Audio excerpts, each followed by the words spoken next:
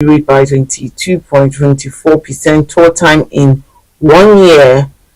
Failed abduction, sue EFCC, DSS rep committee tells Emefiele's lawyers. Kokori pro-democracy icon dies at 80. Tinubu, Oborivori, Nupeng mounds. And lastly on the front page of Vanguard, we have Macaulay Naka Oktuko Road. Benue is the shortest route to hell. You can read that on page 14. We take a look at the Guardian newspaper. The Guardian is leading with female genital mutilation. Government deters as the painful initiation to womanhood flourishes. We can see an infographic showing more on female genital mutilation. One-way local flight hits at 200,000 naira ahead of festive travels. 10 Lafayette University students kidnapped by gunmen. And on page 3, how President as a petroleum minister stalled the 11 trillion naira subsidy probe. Tinubu Oborivori Gbagi orders Mount Kokori. Again, queues resurface at banks as customers battle cash scarcity. More pressure on industries, businesses over 952 naira to dollar exchange rate for imports. And that's what we can take on the Guardian newspaper. Let's take a look at the Nation newspaper. The Nation is leading with Tinubu vows punishment for air bombing culprits. The narrative says federal government to kickstart non-kinetic terrorism battle in Tundumbiri. ECOWAS court declines Niger hunters' request to lift sanction. Stories above tributes gala for Franco Kori 1944 to 2023. NDC rejects a petition against Osun CJ Adepele Ojo. Wike defends a 15 billion naira votes for VP's residents.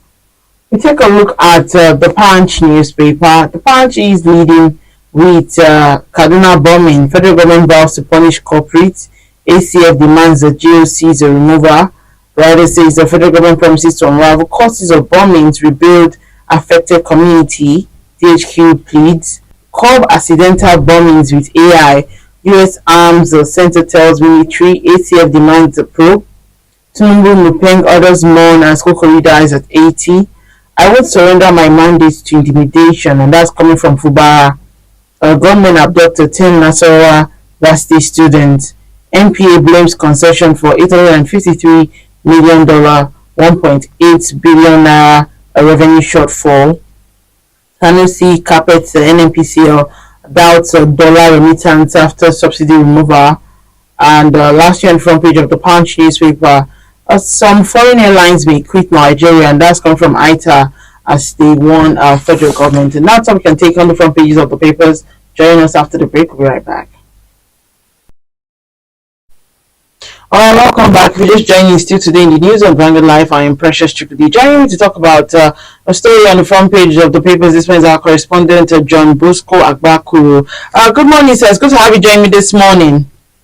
Yeah, good morning. How are you doing? I'm very well, thank you. Alright, can you tell us more about the president saying that corporates must be punished? The incident, that happened in Kaduna State, precisely in Tudunbiri village, where there is an airstrike. The Nigerian misfired. Some people say it's misfired, but to some they say they targeted some bandits. But the thing has attracted a lot of comments from people, including the government and the president. And even the vice president are deeply touched over the issue. So yesterday, Mr. President dispatched the vice president, to go to the community, to visit the people, visit the corporate, even the families of the people that died. Dear Mr. President, said that it was, his administration was committed to fight against banditry in any part of the country or any region. The army has insisted, that there were some bandits, hovering around that place, and that was, based on their intelligence, report, that was what led, to their action. But that notwithstanding, the president is saying that we the country must be protected. There's no part of this country or any part of the region should be allowed, to be controlled by bandits. Despite what happened, the president also, he said that government will go to the roots of the issue, and anyone found culpable, be published, accordingly. Because there have been some different narratives from different people. The government is saying that this particular incident must be thoroughly investigated. Remember, before now, Mr. President has directed all the relevant, security agencies, to carry out an in-depth, investigation on what exactly, happened in that part of the state, part of the country. The president said, it was deeply that Mr. President who was represented by his vice, the vice president, Senator Kasim Setima, that really it was a tragic event, that happened, that government is highly disturbed over the incident, and assured the people that such a thing, to make sure that such a thing, doesn't reoccur. All the relevant security agencies, must be circumspect in whatever they are doing. Even their operations, they must be tactful before, they carry out any operation that may cause a collateral damage, especially on innocent people. The government also, Mr. President also has assured that the victims will be taken well care of under this project they call Fulaku Initiative, where government is planning to build houses, for devastated communities in the country.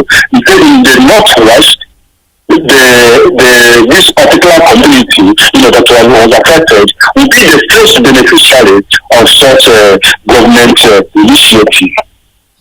All right, thank you so much for that report. Thank you for having me. All right, we'll move on to our next correspondent, John Alechino, who is going to be telling us more on about the federal government budgeting 448.56 billion naira for federal roads across the country. Can you go ahead with your report, Mr. John? This first was, I think, is the budget proposal for the Ministry of Works for the 2024 fiscal year.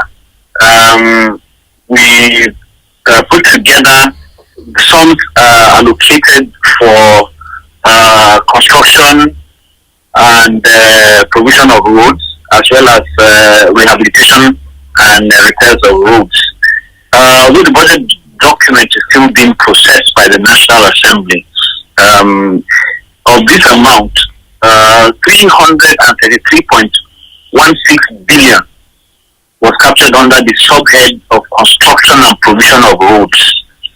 Then 214.4 billion is for rehabilitation and repair of roads.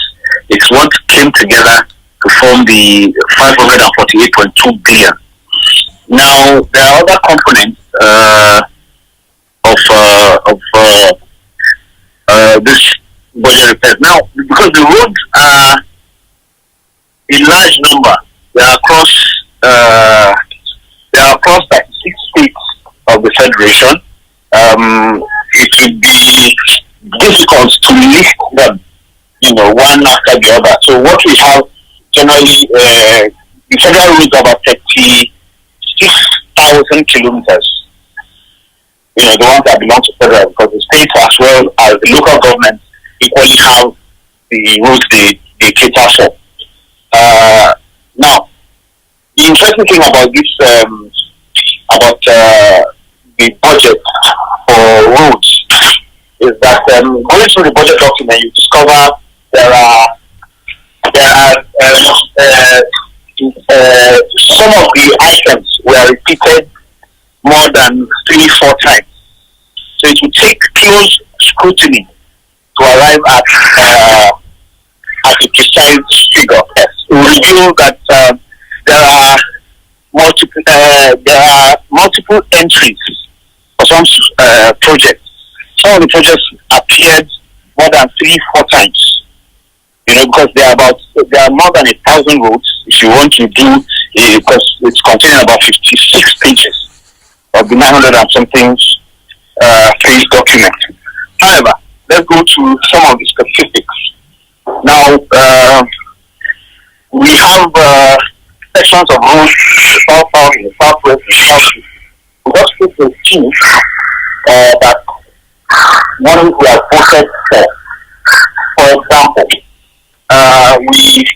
in the southeast, for instance, we discovered that you have 1 billion was voted for the rehabilitation of Enugu Port Harcourt Road Section 3, and then for the provision of culverts drains at a flood-prone area in areas in the south, 3.031 billion was voted for it. Now, this is a new project.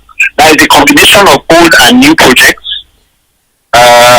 In the southwest, for instance, you have the dualization of the Ibadan-Ife-Ilesha Road in Oyo State for 2.2 billion. Then the rehabilitation and construction and expansion of Lagos-Shagamu-Ibadan dual carriageway, just 104 million. This is an old project, it's an ongoing project. Zaria, Kano, and Kaduna, there's a road linking the two states. There are 301.2 million. Now, going through some of these other projects, so you discover that money proposed for them, if you look at the volume of work, is actually a little compared to what will get the job done.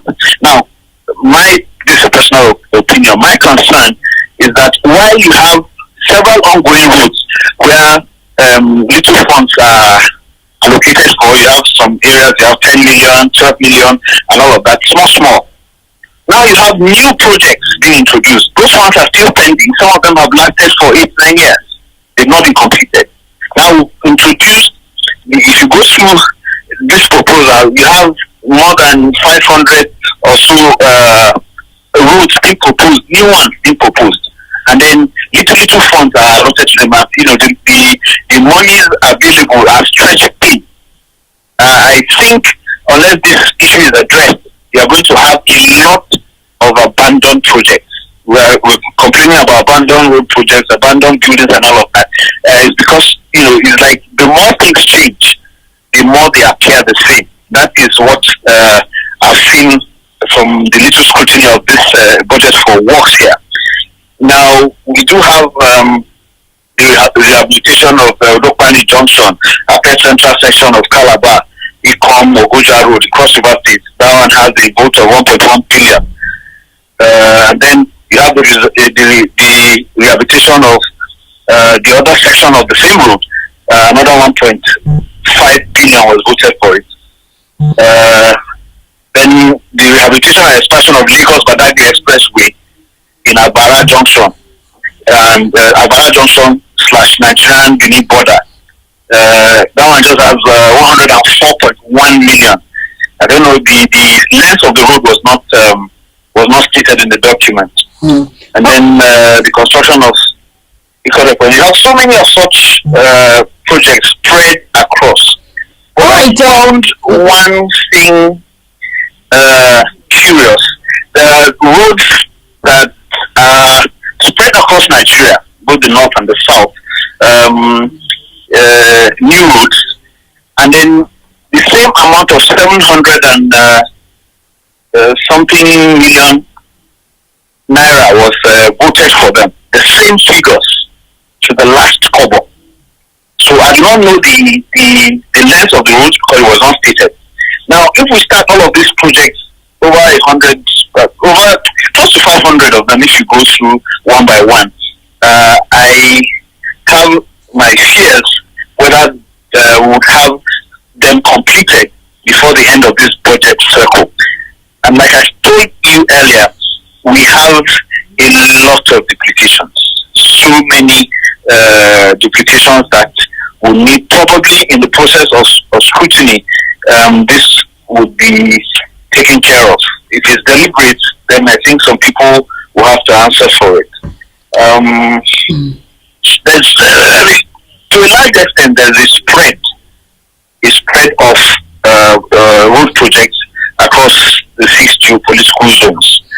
And then some of these projects, if they actually get to see them to the end, will be beneficial to a lot of, because they will open up the rural areas for people to transact business, which is the essence of that's the only way to get the economy moving. All right.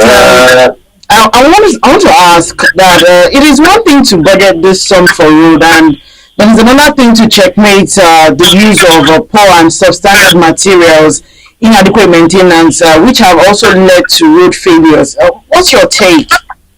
I think those in the Ministry of Works, the engineers, the bureaucracy should be up and do, because they have virtually a unit or a department to take care of everything. There is even money voted for supervision. Now, if these people do their jobs, part of each contract, any company that signs a road contract with Nigeria has a period for which they are expected to give guarantees. Now, within this period, it could be 1 year, it could be 2 years, it could be 3. The last time we had the minister saying 10 years. Within this period, they are expected to ensure that the road does not fail. So if you know you are going to spend money to fix a road because you did a bad job, whatever profit you make will be swallowed up. You are compelled to do due diligence, get the right material to get your job. But you see, because some people cut corners, both within among contractors and civil servants who supervise them, this usually does not happen. Ordinarily, if you give a company a job, and within a month or two, that road begins to fail, and the person does not maintain it, he or she is not qualified to get another job. Now you have one contractor having 10, 15 jobs. They do not have the facilities nor the manpower to carry out these jobs that they are doing simultaneously. Naturally, the company funds and whatever equipment they have will be stretched thin. And what they do is, like some people say, the Nigerian factor, they cut corners. Either buy substandard materials or compromise their supervisors. When you come, you're supposed to lay asphalt for maybe 5 mm, for thickness should be like 5. And then you are using 2 or 3 just to save material for the next job. Naturally, with the load our roads carry, it will not withstand such a. So those people who do the jobs, those who supervise, must have this. Their performance contract must be the terms for their performance contract must be enforced. That's the only way I think we can get around it. And some contractors also quote below. They quote just to get the job. If the job is supposed to maybe take $1 million to be done because they know the competition is high, some of them will go and quote 800,000, for example, and then you give them the job. The only way they can get the job executed is to go get materials that are substandard to maximize cost. Some of these things affect the quality of jobs, and then Nigerians suffer for it. All right, thank you so much, John Alechini, for that detailed report. Thanks for calling. All right, we take a look at Mr. and Mrs. before we go, and Mr. is speaking. Mrs. is speaking. Says, "Honey, please get me some onions on your way back." And Mr. replies and says, "What does that make me?" And Mrs. replies and says, "A man who knows his onions." Very funny. But a man who knows his onions means that a man who knows what it takes to be a man. Alright, so that's all we have to draw the curtains. Remember that you can equally like, share, and subscribe on all our social media platforms showing on your screen. To find out up-to-date stories, go to our website www.vanguardindia.com to find out more. I am Precious Chukudi, and thank you for watching.